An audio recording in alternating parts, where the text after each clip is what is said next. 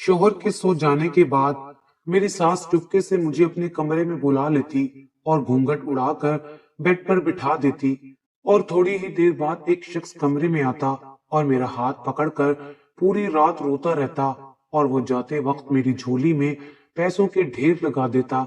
मैं सास के डर की वजह से घूंघट उठा भी नहीं सकती थी। एक रोज दुपट्टे में सुराख कर डाला और जो ही नजर उस शख्स पर पड़ी तो पैरों तले से जमीन निकल गई, क्योंकि वो तो मेरा मेरा नाम हसीना है। मैं जानती हूँ मेरा नाम बहुत खूबसूरत है।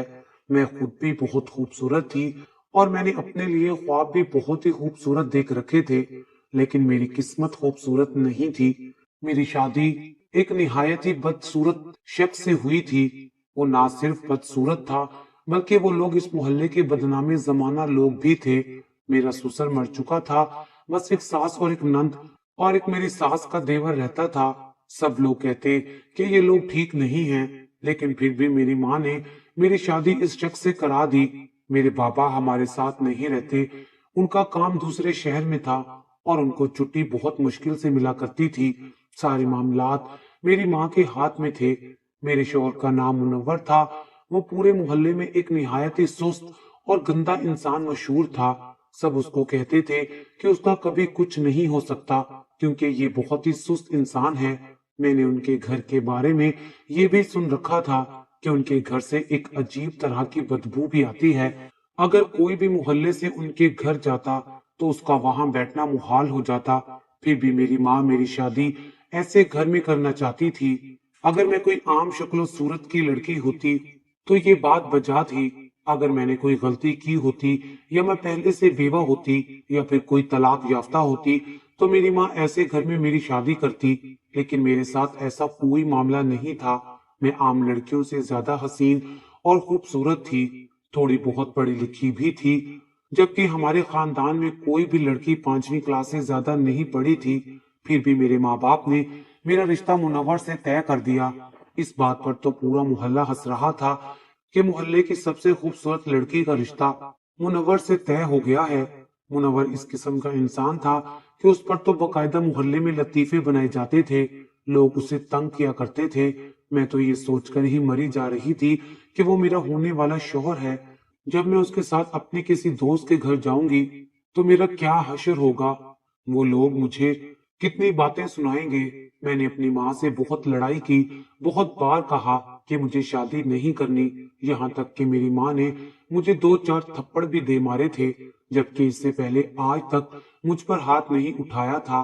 पर जब किस्मत ही साथ ना दे तो फिर इंसान भी क्या शिकवा करे। मेरी शादी मुनव्वर से हो गई। बाबा शादी वाले दिन ही आए थे। थोड़े खफा हुए, पर निकाह हो चुका था। मैं दुल्हन बनी अपने कमरे में बैठी थी। वाकई उनके घर से एक अजीब सी बदबू आ रही थी, लेकिन मैं यहाँ से उठकर जा भी नहीं सकती थी। मैं तो दुआ कर रही थी कि मुनव्वर मेरे कमरे में नहीं आए। अगर आ भी जाए तो मेरे करीब ना आए। लेकिन जब दरवाजा खुला तो मुनव्वर वाकई नहीं आया, बल्कि मेरी सास ने कमरे में कदम रखा। सास ने आते ही अचानक से मेरे हाथ पकड़ लिए और मेरे हाथ पकड़कर रोने लगी। मैं एकदम से परेशान हो गई और बोली, आप ये क्या कर रही हैं? उसने कहा, मैं बहुत बड़ी मुश्किल में हूँ, मुझे तुम्हारी मदद चाहिए। मैंने कहा, कैसी मदद चाहिए और वो मुझसे इस वक्त क्यों मदद मांग रही हैं, जो कि मेरे हिसाब से तो मुझे खुद मदद की जरूरत थी, क्योंकि मैं मुनव्वर के साथ अपनी जिंदगी की शुरुआत नहीं करना चाहती थी। मेरी सास ने कहा, बहू, मैं बहुत बड़ी मुश्किल में हूँ, बस जैसे मैं कहूँ तुम वैसा करती जाना। अगर तुमने मेरी बात मान ली तो मैं वादा करती हूँ कि तुम्हें इस घर में महारानी बनाकर रखूंगी। उनकी इस बात ने मुझे सोचने पर मजबूर किया। मैंने कहा, ठीक है, मगर पहले ये बताएं कि आप मुझसे क्या करवाना चाहती हैं। वो कहने लगी, शुक्र है तुमने मेरी बात मान ली है, मैं तुम्हें सारी बात तफसील से बताऊंगी, मगर अब पहले तुम बताओ मैं तुम्हारे लिए क्या कर सकती हूँ। मेरी सास ने जब मुझसे ये पूछा तो मैंने उसे कहा कि अपने बेटे को आज कमरे में नहीं आने देना, मेरे सर में बहुत शदीद दर्द है। मेरे इस बात पर उसने मुझे नजर उठाकर देखा और फिर कहा, ठीक है, दुल्हन वैसे भी शादी में बहुत थक जाती है। मेरी सास ने न जाने किस तरह मुनव्वर को कमरे में नहीं आने दिया। मैं सुकून से सो गई और सुबह नहा धोकर उठी। मेरे दिल में यही इरादा था कि इस घर की सफाई करूंगी, पता लगाऊंगी कि ये बदबू कहाँ से आ रही है। अगला दिन भी गुजर गया। फिर मैं सास के कहने पर कुछ वक्त अपने माँ बाप के घर में गुजार कर आई और कुछ वक्त अपने कमरे को साफ करने में गुजार दिया।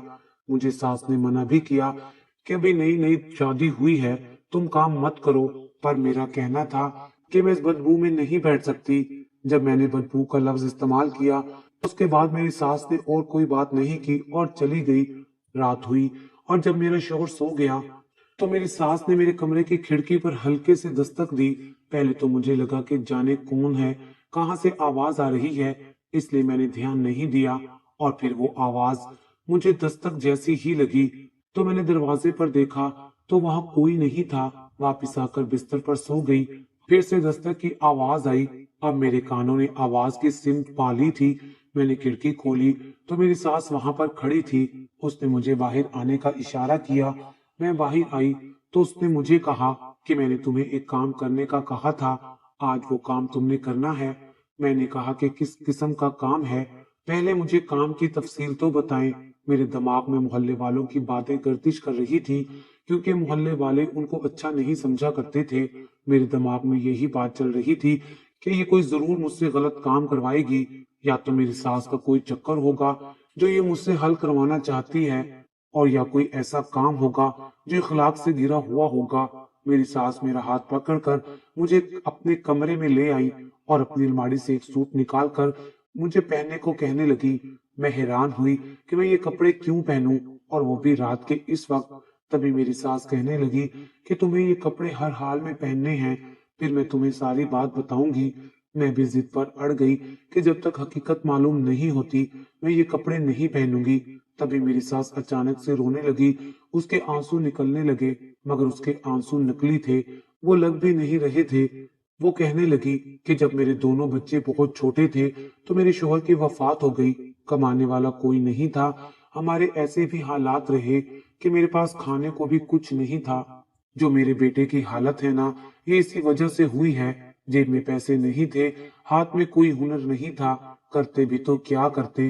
गुर्बत से बड़ी कोई बद्दुआ नहीं है और भूख से बड़ी कोई बीमारी नहीं है। हमने कैसे दिन काटे हैं वो हम ही जानते हैं।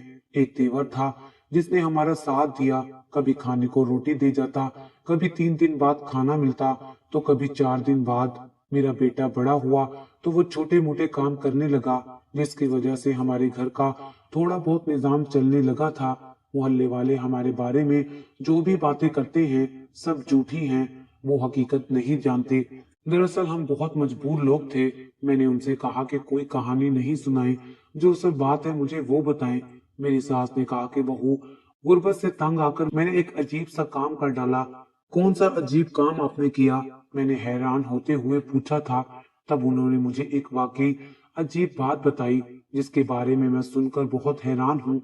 और ये सच है कि ऐसी चीजों के बारे में तो पहले नहीं सुना था, लेकिन ऐसा इंसान पहले कभी नहीं देखा था जिसने इन चीजों को अमली तौर पर किया हो।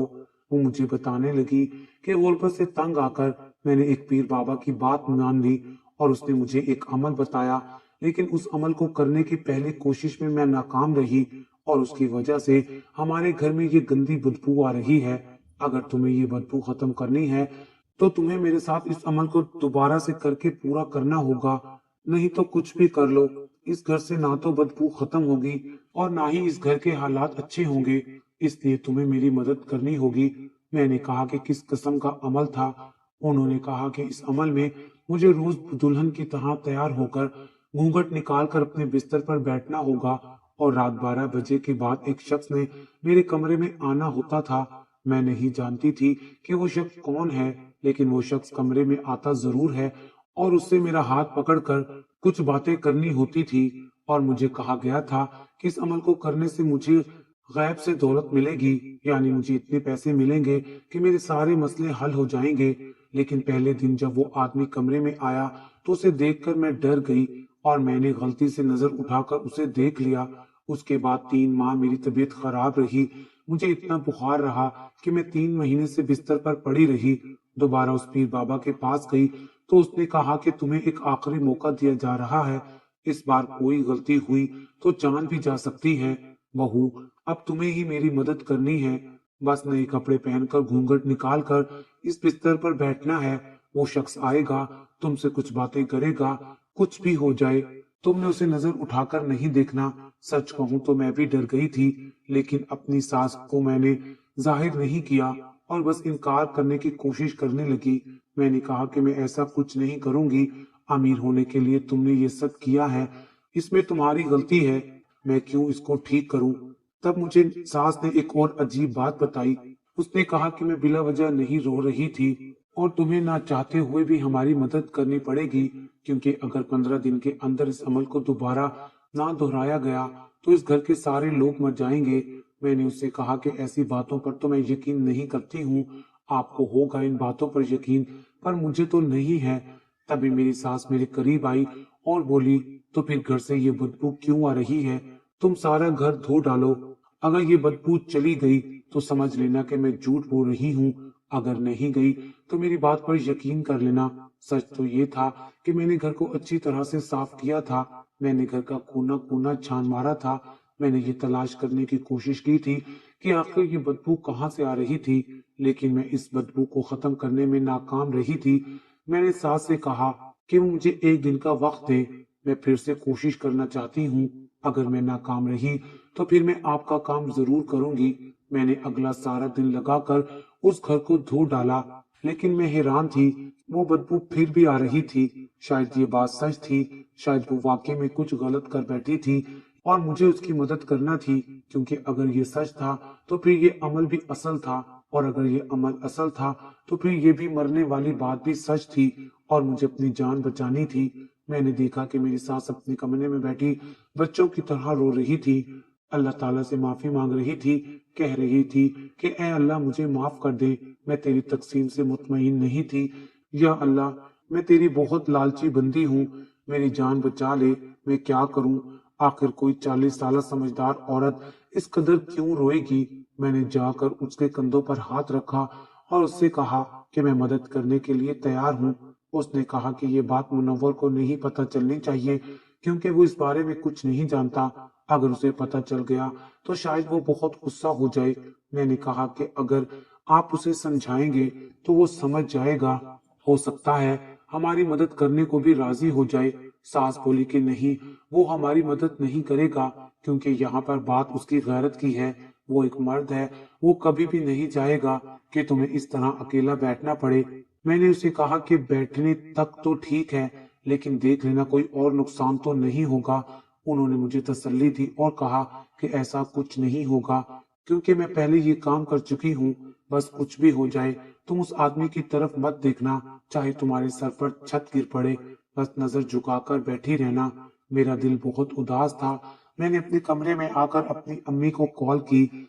मैं उनको ये सब नहीं बता सकती थी, पर सोचा थोड़ी देर उनसे बात करके दिल को थोड़ा सा सुकून मिल जाएगा। लेकिन दरअसल मैं अपनी अम्मी से भी नाराज थी, क्योंकि उन्होंने ही इस घर में मेरी शादी करवाई थी। मेरे बाबा तो उस शादी के लिए राजी ना थे। जब अम्मा ने ये पूछा कि तुम खुश हो या नहीं, तो मुझे गुस्सा आ गया। मैंने कहा कि ये सवाल करने का हक आपने खो दिया है, ऐसे घर में क्या कोई खुश हो सकता है क्या, क्या है इस घर में जिसकी वजह से मैं खुश हो जाऊं। मेरी माँ ने कहा कि जिंदगी की सारी खुशियां पैसे से खरीदी जाती हैं, तुम्हारे पास पैसे आ जाएंगे तो तुम भी खुश हो जाओगी। मैंने कहा कि मेरे पास पैसे कहाँ से आएंगे, मेरे शोहर की तो हवाई रोजी है, कभी उसको काम मिल जाता है तो कभी नहीं मिलता। मेरी अम्मी मुझे तसल्लियां देने लगी और कहने लगी कि देखना बहुत जल्द सब कुछ ठीक हो जाएगा, तुम गाड़ियों में फिरा करोगी, तुम्हारा भी बड़ा घर होगा। वो मुझे ऐसा ख्वाब दिखा रही थी जैसे ये सब वही खरीद कर देंगी। मैं अपनी परेशानी में लगी थी, इसलिए मैंने उनकी बातों पर ज्यादा ध्यान नहीं दिया। मैं बहुत डरी हुई थी, लेकिन मुझे ये करना ही था। मुनव्वर रात को सो गया था। मैं अपनी सास के कमरे में आ गई। अब सास के दिए हुए नए कपड़े पहनकर अच्छे से तैयार होकर मैं बिस्तर पर बैठ गई थी। उसने मुझ पर थोड़ा सा घूंघट ओढ़ दिया। ये ऐसे कपड़े का था जिसमें से हल्का सा भी दिखाई नहीं देता था। खुद मेरी सास कमरे से चली गई, लेकिन उसने कहा था कि वो पास ही होगी। थोड़ी देर बाद बैठक का दरवाजा खुला जो गली में खुलता था। वहां से एक शख्स अंदर आया और आकर मेरे सामने बैठ गया। मैं बुरी तरह डरी हुई थी, जाने क्या होने वाला था। मेरा शोहर जैसा भी था मेरा शोहर था, क्या मैं उसके साथ बेवफाई कर रही थी। अचानक उस शख्स ने मेरा हाथ पकड़ा और बच्चों की तरह रोने लगा। वो कुछ बोल नहीं पा रहा था। थोड़ी देर बाद मुझे एहसास हुआ कि वो कुछ बड़बड़ा रहा था, लेकिन मुझे उसकी आवाज सुनाई नहीं दे रही थी, मगर उसके अल्फाज कुछ ऐसे सुनाई दे रहे थे कि मैं बहुत परेशान हूँ, मेरा मसला तो हल हो जाएगा, मैं जो चाहता हूँ बस वो हो जाए। वो काफी देर मेरा हाथ पकड़कर बैठा रहा और रोता रहा, और जब तक बैठा रहा मेरा दिल काबू में नहीं रहा। मैं बहुत डरी हुई थी। फिर उसके बाद वो जैसे आया था वैसा ही चला गया। जब मैंने अपनी गोद में देखा तो मेरी आंखें फटी की फटी रह गई। उसमें हजार हजार के नोट पड़े थे। ये जरूर वही शख्स रख कर गया था। मेरी सास ने कहा, देखो इन पैसों को, इतने पैसे हम कभी पूरा महीना मेहनत करके भी नहीं कमा सकते। मैंने कहा था ना कि सब ठीक हो जाएगा। देखा कुछ भी नहीं हुआ, बस कुछ दिन और ये सब करना होगा। मैंने कह दिया कि हाँ ठीक है, और अब ये सिलसिला चल पड़ा। रोज वो शख्स मेरे कमरे में आता, मेरा हाथ पकड़ के रोता रहता, और बदले में मेरी गोद में हजारों के नोट रख के चला जाता। लेकिन वो पैसे मुझसे मेरी सास ले लिया करती, और वो बहुत खुश थी। लेकिन उसने कहा था कि मुझे कुछ दिन करना होगा। मैंने उससे पूछा कि कब तक करना है, तो उसने कहा कि अभी इसको हमें जारी रखना है। मेरे दिल में तजस्सुस पैदा होने लगा, आखिर ये शख्स कौन है और क्यों मुझे इतने पैसे दे जाता है। मेरी सास मुझे रोज एक नया सूट पहनाया करती। मैंने आज अपने दुपट्टे में एक सुराख कर दिया जिसके पार मैं उस शख्स की शक्ल देख सकूं। रात को मैं बैठी हुई थी, वो शख्स आया और मेरा हाथ पकड़कर रोने लगा। मैंने हिम्मत करके उस शख्स की शक्ल देखने की ठान ली। मेरी सास ने कहा था कि ऐसा बिल्कुल मत करना, लेकिन अब मुझे शक होने लगा था, वो शायद मुझे पागल बना रही थी। मैंने जैसे ही उस शख्स को देखा, मेरे कदमों तले से जमीन निकल गई। वो कोई और नहीं बल्कि मेरा बाप था। मैंने एक झटके से घूंघट उठाया और उसकी भी हवाइयां उड़ गई। मैंने कहा कि आप यहाँ क्या कर रहे हैं। वो मुझे कोई जवाब देने की बजाय थर थर कांपने लगे और वहां से भाग गए। मैं हैरान रह गई, उनको पुकारती रही, लेकिन उन्होंने मुड़कर नहीं देखा था। शोर सुनकर मेरी सास भी कमरे में आ गई और उसने अपना सर पकड़ लिया, क्योंकि वो समझ गई थी यहाँ क्या हुआ था। मैंने अपनी सास की कलाई को इतनी जोर से पकड़ा कि उसके मुंह से चीख निकल आई। मैंने कहा कि अभी मुझे बताओ कि तुम ये सब क्या कर रही हो। तुमने मेरे बाबा को फंसा रखा है, मेरी फैमिली को ब्लैकमेल कर रही हो।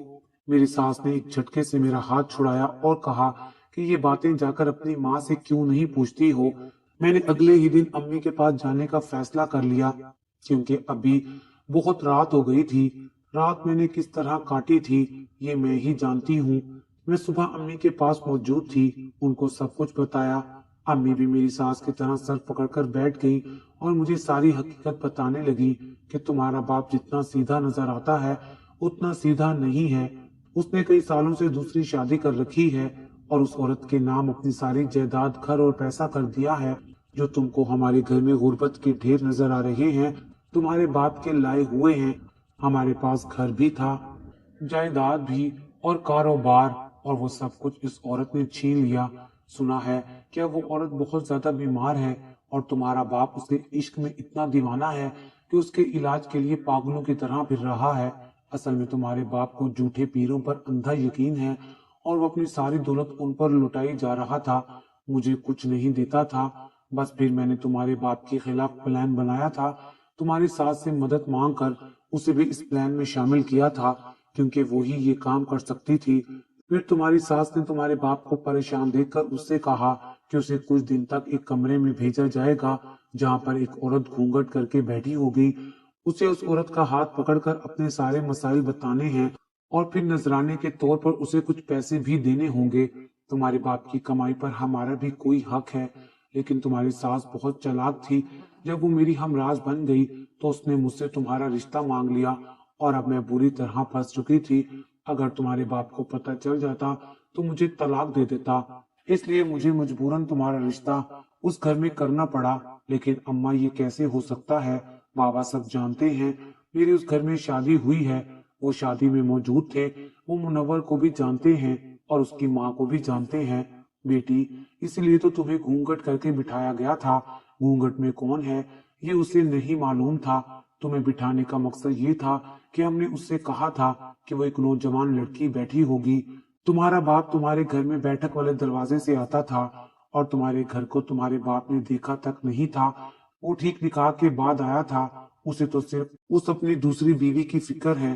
कभी उसने तुम्हारे बारे में कुछ पूछा भी नहीं था। मैं सारे प्लान के बारे में तुम्हें पहले बताती तो तुम कभी भी हमारी मदद नहीं करती। अपनी अम्मा की बात सुनकर मुझे उन पर बहुत गुस्सा आया था, मगर फिर मैं ये सोचकर चुप हो गई कि बाबा ने भी तो उनके साथ गलत किया था। फिर मैंने अम्मा से कहा कि आप बिल्कुल सही कह रही हैं, मैं अभी भी आपकी मदद नहीं करूंगी। वो औरत बीमार है और अब उसकी बीमारी का नाजायज फायदा उठा रही हैं और अब्बू को सब कुछ बता दूंगी। लेकिन बाबा शर्म के मारे मेरे सामने नहीं आ रहे थे। वो सब कुछ जान चुके थे। 2 दिन बाद बाबा घर आए। मैं भी उस दिन घर मौजूद थी। वो बहुत उदास लग रहे थे। उनका कहना था कि मेरे पास जो कुछ भी है वो सब तुम ले लो, क्योंकि वो औरत जो उनकी दूसरी बीवी थी इस दुनिया से जा चुकी थी। मेरे बाप ने अपना सब कुछ हमारे नाम तो कर दिया था, लेकिन वो हमेशा के लिए सब कुछ छोड़कर जाने कहाँ चले गए थे। न हमारे पास उनका नंबर था और ना ही कोई पता। मेरी माँ को हमारा घर जायदाद दौलत सब कुछ मिल गया था। उनकी सौतन इस दुनिया से चली गई थी, लेकिन साथ ही उनका सुहाग भी उन्होंने खो दिया था। मैंने उनसे यही सबक सीखा कि अपनी जिंदगी के हमसफर के साथ कभी धोखा नहीं करना चाहिए। जिसे अल्लाह ने हमारे लिए चुना है, अल्लाह का फैसला गलत हो ही नहीं सकता। मैंने भी मुनव्वर को दिल से कबूल कर लिया। मेरी सास भी अपने किए पर बहुत शर्मिंदा थी। मुनव्वर भी इस वाकये के बाद बहुत बदल गए थे। उन्होंने दिल से काम करना शुरू कर दिया और आज उन्होंने अपनी करियाने की दुकान बना ली है। सब कुछ ठीक है और मैं अपनी जिंदगी से बहुत मुतमईन हूँ।